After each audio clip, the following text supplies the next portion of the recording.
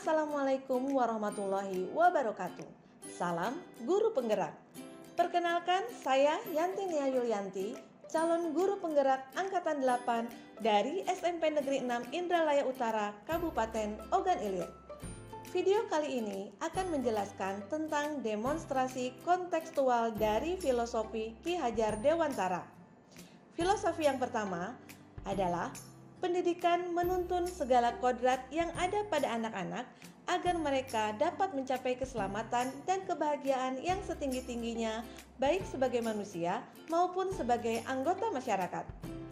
Dalam hal ini, berarti proses pendidikan itu merupakan proses pembimbingan dan pendampingan terhadap anak didik agar mereka dapat mengembangkan semua potensi yang dimilikinya sesuai dengan kodratnya, sehingga mereka mampu mencapai kebahagiaan dan keselamatan baik sebagai manusia maupun sebagai anggota masyarakat. Menuntun juga bisa berarti memberi arah, karena banyaknya pengaruh dari luar yang dapat berdampak buruk bagi kehidupan peserta didik, maka guru berperan untuk memberi arah agar anak didik bisa mendapatkan kecerdasan yang lebih luas dan dapat terlepas dari berbagai macam pengaruh negatif. Dalam proses kegiatan pembelajaran, guru harus mempertimbangkan kodrat alam dan kodrat zaman. Kodrat alam berkaitan dengan sifat dan bentuk lingkungan di mana anak berada. Artinya, kegiatan pembelajaran selain harus dapat memfasilitasi anak didik agar dapat mengembangkan bakat dan potensinya, juga harus mempertimbangkan potensi daerah tempat tinggalnya. Sedangkan kodrat zaman berkaitan dengan isi dan irama. Artinya, pendidikan harus mengikuti perkembangan zaman. Anak didik perlu dikenalkan dengan teknologi yang terus berkembang pesat agar mereka memiliki keterampilan untuk dapat hidup pada zamannya. Filosofi yang kedua yaitu pembelajaran yang berpihak pada anak. Dalam azas Taman Siswa, Ki Hajar Dewantara menjelaskan tentang pendidikan yang menghamba pada anak. Dalam hal ini berkaitan dengan minat, kebutuhan, dan kemampuan yang berbeda dari setiap individu peserta didik, sehingga guru dalam menyampaikan pembelajaran harus dapat menghadirkan model dan metode belajar yang dapat memotivasi dan membangun kebiasaan anak sebagai pembelajar sejati dan pembelajar mandiri agar mereka dapat mengembangkan minat dan bakatnya sesuai kebutuhan mereka. Tujuan dari pendidikan menurut Ki Hajar Dewantara adalah kemerdekaan. Manusia yang merdeka artinya manusia yang hidup secara lahir dan batin tidak tergantung pada orang lain. Akan tetapi, dia mampu bersandar dan berdiri di atas kakinya sendiri. Menurut Ki Hajar Dewantara, seorang peserta didik harus merdeka baik secara fisik, mental, dan kerohanian. Namun, kemerdekaan pribadi ini tetap dibatasi oleh tertib damainya kehidupan bersama, dan ini mendukung sikap-sikap seperti keselarasan, kekeluargaan, musyawarah, toleransi, kebersamaan, demokrasi, dan tanggung jawab. Menurut Ki Hajar Dewantara, manusia memiliki daya jiwa, yaitu cipta, karsa, dan karya.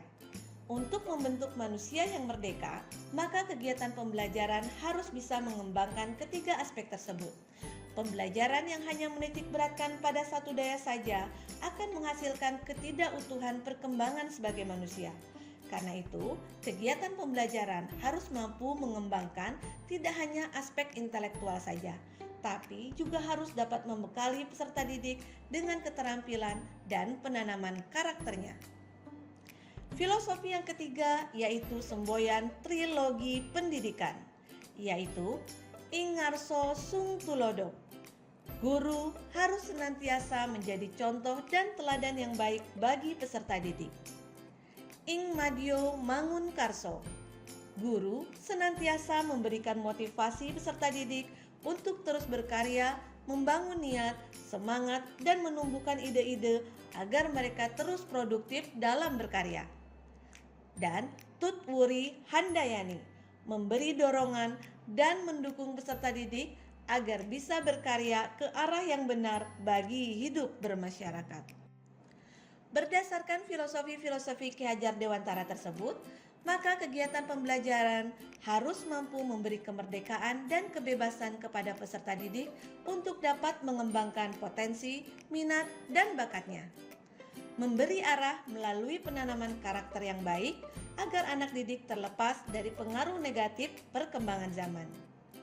Dilaksanakan dengan menyenangkan agar anak didik merasa dicintai, dihargai, aman, dan nyaman. Mempertimbangkan potensi dan karakter wilayah tempat tinggal peserta didik, serta harus terus menyesuaikan dengan perkembangan zaman.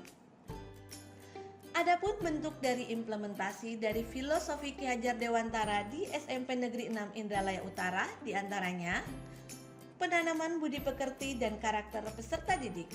Hal ini dilakukan dengan pembiasaan upacara bendera, pembiasaan sholat berjamaah dan mengaji Al-Quran, pembiasaan 5S yaitu senyum, salam, sapa, sopan, dan santun, pembiasaan menjaga kebersihan kelas dan sekolah melalui piket kebersihan kelas, serta pembiasaan untuk saling peduli dan membantu sesama teman.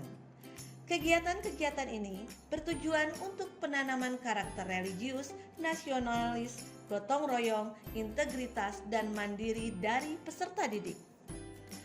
Tersedianya berbagai pilihan kegiatan ekstrakurikuler sebagai sarana peserta didik untuk mengembangkan minat dan bakatnya. Pembiasaan literasi agar peserta didik terus meningkatkan wawasan dan pengetahuannya dari berbagai sumber bacaan. Melaksanakan pembelajaran dengan menerapkan model dan metode yang bervariasi, kontekstual, dan interaktif. Kegiatan pembelajaran juga memanfaatkan perkembangan teknologi dan potensi lingkungan alam di sekitar.